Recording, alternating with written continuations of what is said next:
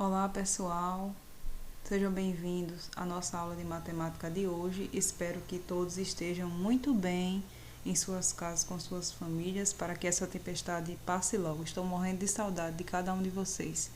Vamos iniciar nossa aula de matemática hoje com o assunto razões e proporções. Razões vocês já estudaram na aula passada, que eu fiz até um exercício pelo livro didático, né? Mas vamos ver os dois, porque os dois caminham juntos, certo? Então, eu vou dar alguns exemplos no decorrer dos slides, prestem atenção, para que assim vocês consigam resolver os exercícios que teremos quando terminar. Então, vamos ver a seguinte situação.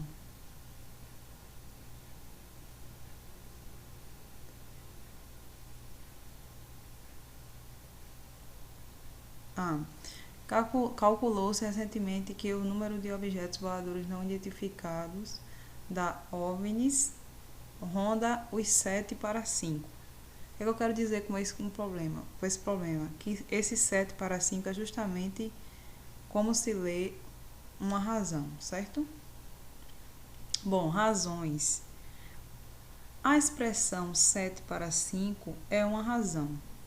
Representa uma comparação entre duas grandezas, neste caso, entre o número de observações registradas e OVNIs e o número de observações não registradas de OVNIs, certo? Como se podem representar as razões? Bom, as razões elas podem representar-se por palavras, tal como no problema que vimos, né, anteriormente, que diz lá 7 para 5, ou também podem ser expressas sob forma de divisão, como vocês veem aqui na expressão 7 dividido por 5, certo? As razões também podem ser expressas sob a forma de fração, ou seja, 7 dividido por 5.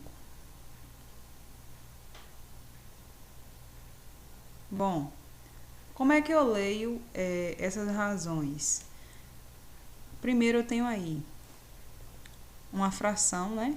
Um meio, se a gente fosse ler. Mas na razão a gente lê desse jeito. Lê-se 1 está para 2, certo? Na outra fração, se fosse uma fração normal, a gente leria 4 oitavos, mas na leitura das razões, lê-se 4 está para 8. Proporção. E o que é proporção? É uma igualdade entre duas razões. Então, aqui eu tenho 3 que está para 2 e 6 que está para 4. Né? Então, aí eu tenho uma proporção porque há uma igualdade entre duas razões. Tem aqui uma questão. Basta colocar o sinal de igual entre duas razões e obter uma proporção? Será que isso é verdade? Vamos ver.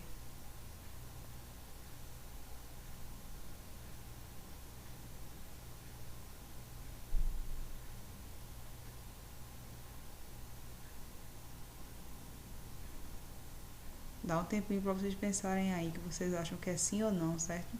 Enquanto o slide está abrindo. Não. Duas razões só constituem uma proporção se o produto cruzado for igual, ou seja, se a gente resolver e as duas opções de igualdade der o mesmo valor. Exemplos. Verifique se as seguintes razões constituem ou não uma proporção. Então, nós temos aqui 11 que está para 5 e 7 que está para 3. Quando ele fala em cruzar, quer dizer fazer aquele xizinho, certo? Deixa eu pegar aqui o lápis para mostrar para vocês. Fazer o xizinho, ó. Desse com esse, cruzando. Aquele X que eu mostrei para vocês, que nós estávamos fazendo quando estávamos estudando sobre regra de 3, certo? Então, para resolver isso aqui, a gente efetua o produto cruzado e compara os resultados. Então, 11 vezes 3, eu encontro 33, 5 vezes 7, 35. O que aconteceu? O resultado não foi igual. Então, eles não são proporção. Seria se os resultados tivessem dados iguais. Vamos para o próximo slide.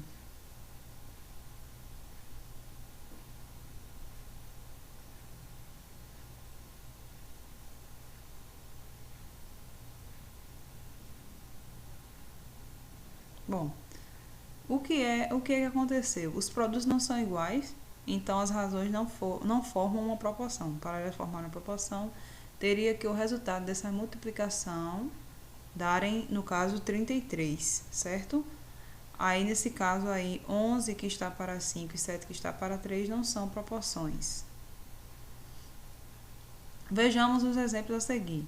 Vamos ver outros exemplos aqui, ó. 4 está para 11 e 12 está para 33. Quando resolvemos, vejam a diferença.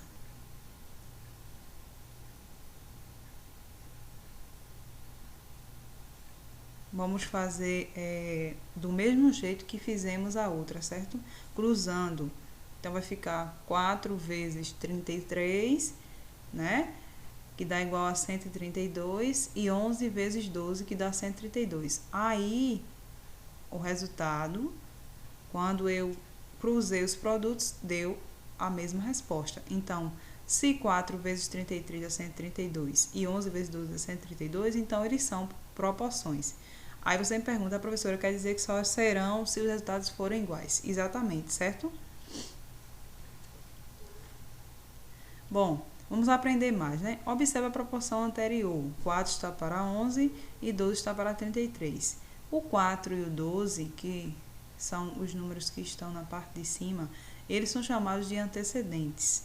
Já o 11 e o 33 são chamados de consequentes, certo? Isso tudo na proporção, eles recebem esses nomes especiais. E é bom que vocês gravem, porque quando perguntar, vocês já sabem. 4 e o 12 são os antecedentes e o 11 e o 33 são os consequentes.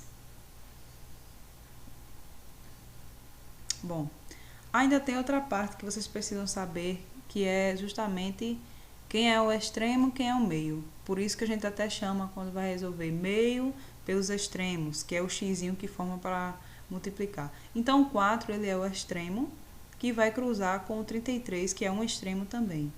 O 12 é o meio, que vai cruzar com o 11, que também se chama meio. Então, meio pelos extremos, que é aquele x que se forma para que a gente possa resolver, certo? Então, em resumo, numa proporção, o produto dos meios tem que ser igual ao produto dos extremos. Ou seja, o resultado dos meios, da multiplicação dos meios, tem que dar igual ao resultado da multiplicação dos produtos dos extremos, certo? Se não der igual, não é proporção. É bom vocês memorizarem isso, porque no exercício eu vou pedir para que vocês vejam, né, se é proporção ou não. Aí tem que saber e lembrar disso aí. Bom, tem um pouquinho outra questão aqui, que ele pede para descobrir o número que falta para completar a proporção. Nesse caso aqui, vocês observam que tem 20 que está para 28 e aqui tem um H, né, que está para 21. É justamente ele querer saber o valor desse H. Lembra que eu passei exercício para vocês sobre regra de 3 e eu procurando saber qual era o valor de X? Então, só que nesse aqui ele quer saber qual é o valor de H. Vamos ver como é que a gente vai resolver. Aí a gente vai fazer meio, né? Meio pelos extremos. Começando pelo número que está próximo à incógnita. Então, pelos meios, certo? Então, vai ficar a resolução dessa seguinte forma. 28 vezes H igual a 20 vezes 21. 28 vezes H, 28H igual a 20 vezes 21, 420. H é igual, aqui eu tenho uma multiplicação, inverso da multiplicação, divisão. 420 vezes 28, H 15. Então, eu achei o valor de H, certo? A resolução é dessa forma, para encontrar tanto o H como se fosse para encontrar o valor de X, vocês vão resolver desse mesmo jeito, tá certo? Bem parecido com o da regra de 3 simples, que nós estudamos quando estávamos ainda em aula. Bom, e o que é que acontece se houver decimais no problema? Aplica-se a mesma regra. Faz os produtos cruzados do mesmo jeito, certo? Só vai mudar porque é número decimal, mas multiplica do mesmo jeito e depois divide para encontrar a resposta final. Bom, agora é só vocês praticarem, né, com o exercício. Qualquer dúvida eu estou à disposição no privado e, por favor, tentem fazer, porque é muito importante a presença de vocês nas atividades, para que eu veja que vocês estão fazendo, e também isso aí vai servir para quando voltarmos às aulas, certo? Fiquem com Deus, um forte abraço e até a próxima aula.